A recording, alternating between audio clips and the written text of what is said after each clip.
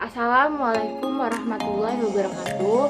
Halo teman-teman semua, nama saya Rizka Tamusti dan di sini saya akan mewawancarai salah satu rekan saya yang telah menginspirasi saya selama ini. Langsung aja ke video saya ketika saya sedang mewawancarai rekan saya. Halo Maya,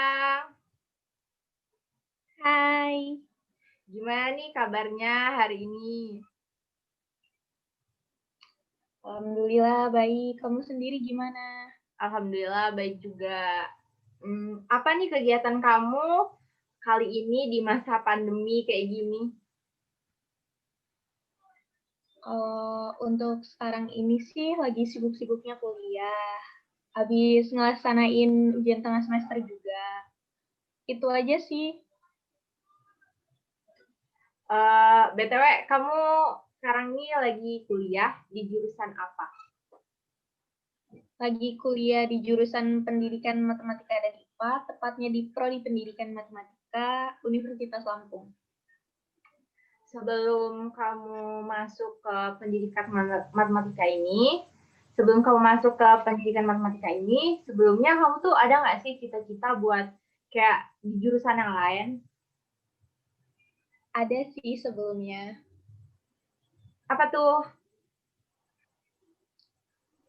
Aku tadinya itu mau masuk di jurusan psikologi, yaitu psikologi saintek, dan itu adanya di luar Lampung sih. Tapi malah berakhir di pendidikan matematika. Terus kenapa malah berakhir di pendidikan matematika? Kalau boleh tahu, kayak mana sih sejarah kamu, kayak kisah kamu sebelum kamu dapetin yang akhirnya kayak gini? Kayak mana sih perjuangannya? Awalnya tuh emang maunya di jurusan psikologi kan. Nah, dan kalau mau ngambil di luar Lampung tuh untuk mengandalkan salah satu jalur masuk universitas negeri, yaitu SNMPTN atau jalur masuk undangan itu susah banget kalau untuk di luar Lampung. Jadi, walaupun aku keterima untuk kuota SNMPTN, tapi aku tetap belajar buat SBMPTN-nya, dan itu benar-benar susah sih, karena dari aku sendiri, aku nggak ikut bimbel apapun, jadi kayak benar-benar ngandelin diri sendiri dan ngandelin sarana dan prasarana yang ada. Setiap hari sih pastinya selalu belajar,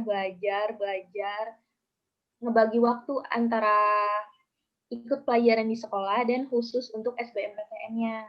Nggak lupa juga, kita itu selalu berdoa sama Tuhan, selalu berdoa sama Allah, supaya kita dapat yang terbaik. Karena apapun itu kan berasalnya dari Allah. Jadi ibadah jangan dilupain. Terus belajar giat, manajemen waktu sih. Ada kalanya kamu emang harus belajar, ada juga kalanya kamu harus refresh dari belajar. Karena kayak otak itu kalau semakin lama belajar itu pasti jenuh gitu. Dan udah mendekati SBMPTN, tiba-tiba ada pandemi kayak gini kan.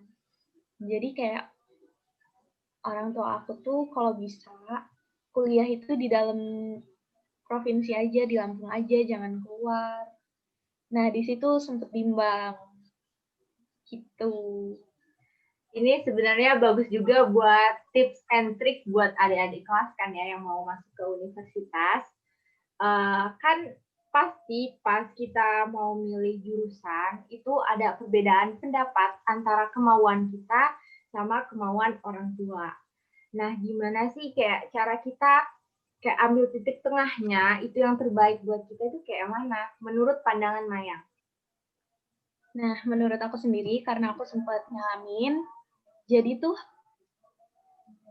itu emang udah diomongin sih dari awal pandemi itu. Jadi kan ada beberapa waktu sebelum SBMPTN, sebelum UTBK, dan kebetulan juga UTBK itu selalu diundur sampai jeda sekitar 1 tahunan kali ada.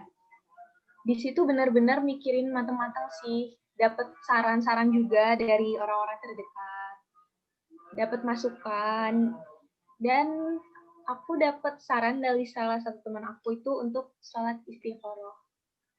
Jadi emang benar, udah ngelaksanain sholat istikharah itu 2 atau 3 hari, aku tuh mimpi kayak Allah itu nunjukin aku harus ikutin kemauan orang tua aku. Harus patuh sama orang tua. Karena apapun hal itu, pasti kalau diridhoi sama orang tua, pasti selalu berjalan dengan lancar.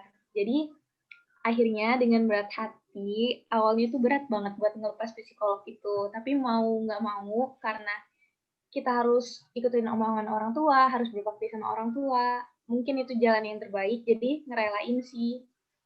Akhirnya ganti jadi pendidikan matematika. Gitu. Emang bener ya, kalau patuh sama orang tua itu semoga itu emang yang terbaik ya kan. Terus lanjut lagi, kan pas kita udah masuk nih ke jurusan, kayak sekarang nih ke jurusan pendidikan matematika, sebenarnya itu bukan yang kita mau. Tapi kayak kita tuh sadar emang itu tuh emang udah jalannya kan. Terus artinya tuh kita tuh harus tanggung jawab sama keputusan kita atau kayak mana menurut kamu?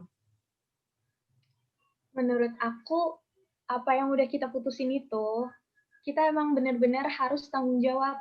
Karena aku juga sempat mikirnya itu, awalnya ragu kan, karena waktunya yang banyak, jeda waktu yang banyak, jadi benar-benar dipikirin, udah minta petunjuk juga, ya udah jalanin aja walaupun susah, karena kita emang benar-benar harus tanggung jawab sama apapun keputusan kita yang udah kita ambil.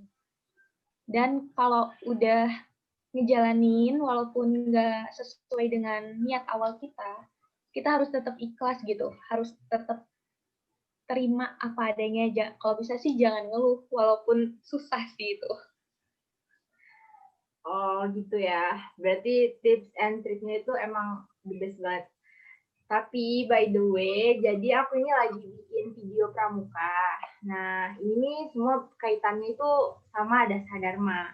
Yang pertama itu kan kita harus untuk menuju apa ya, ke mimpi kita yang kita mau, itu yang aku dapat dari obrolan kita. Yang pertama tuh kita harus taat sama yang kuasa dulu ya. Kita harus kita harus pasrah sama yang di atas, terus kita harus patuh sama orang tua walaupun kita nggak suka. Terus yang ketiga, emang kita tuh harus tanggung jawab. Kalau kita udah memutuskan sesuatu, kita tuh harus tanggung jawab sama keputusan yang kita ambil. Kira-kira ada nggak tambahan dari Mayang sendiri buat teman-teman semua? Kalau dari aku sendiri, khususnya untuk pejuang PTN di tahun 2021, pertama pasti harus mendekatkan diri sama yang kuasa. Itu penting banget. Ibadah itu penting banget, ngebantu buat kesuksesan kamu ke depannya itu gimana. Kalau apa yang kamu mau itu susah, deketin aja penciptanya. Pasti bakalan gampang.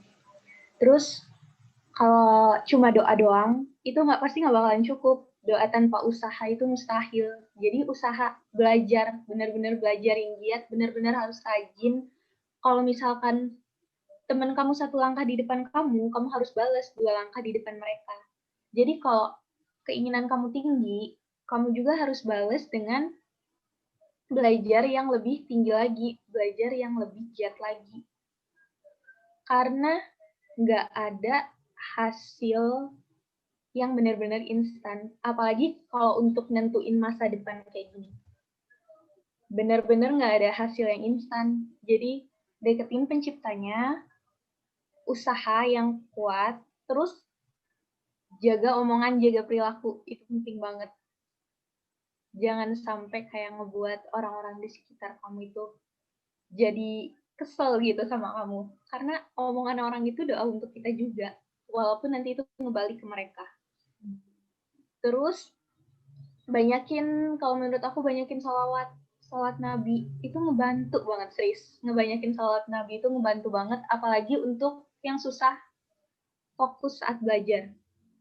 Ngebantu banget itu menurut aku.